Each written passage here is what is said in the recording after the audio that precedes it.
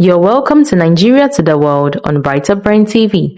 My name still remains Emakwovi Okiogene. Before Netflix, before YouTube, before streaming and smart TVs, there was a sound that every Nigerian remembers. The click, the roll, the faint static of a VHS tape sliding into a VCR. That sound was the beginning of a revolution. In the early 1990s, Nigerian cinema culture has faded. Film reels were expensive, movie theaters were disappearing, and foreign films dominated the screens. But Nigerians still hungered for stories that reflected their own lives, their languages, their fears, their humor, and their dreams. Then in 1992, everything changed.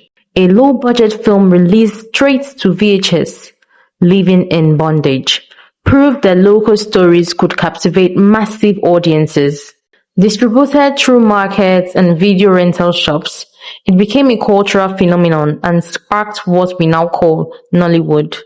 The formula was simple but powerful. Tell relatable stories, use available technology, and take films directly to the people. Living rooms became cinemas, street corners became rental hubs. Every Nigerian became actors, producers, and storytellers. The home video era exploded. Movies were shot quickly, often in real homes and neighborhoods, with modest budgets and boundless creativity.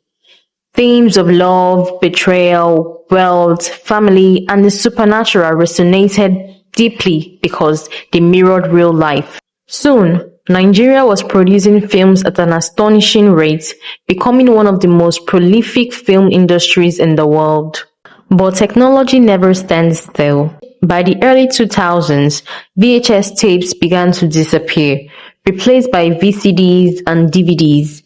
The picture became clearer, distribution became easier, and Nollywood reached wider audience across Africa. Video rental shops evolved, new stars rose to fame, and the industry became a household name. Yet, growth came with challenges, piracy, limited funding, and the questions about quality. Still, Nollywood refused to slow down. Instead, it reinvented itself. The mid-2000s ushered in a new era. Filmmakers returned to cinema screens, raising production standards and embarking better storytelling techniques. This new Nollywood era signaled that Nigerian films could compete globally.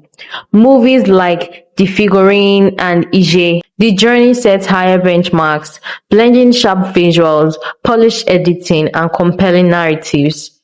Then came the digital evolution. Affordable digital cameras replaced analog equipment, editing moved from tape decks to computers, and the internet transformed distribution forever. Today, Nollywood films premiere not just in Lagos or Abuja, but simultaneously across the world on streaming platforms, mobile apps, and social media.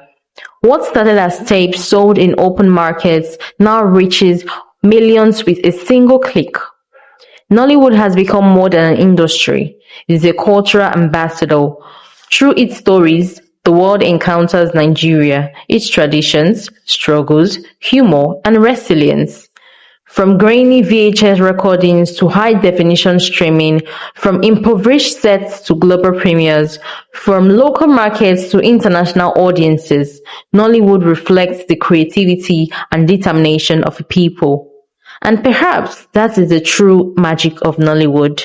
It did not wait for perfect conditions. It created its own stage, its own audience, and its own voice. So the next time you press play on a Nigerian film, remember, it all began with a cassette and a people determined to tell their own story. That is all for today on Nigeria to the World. Thank you for watching. Don't forget to subscribe, like, leave a comment, and share with friends.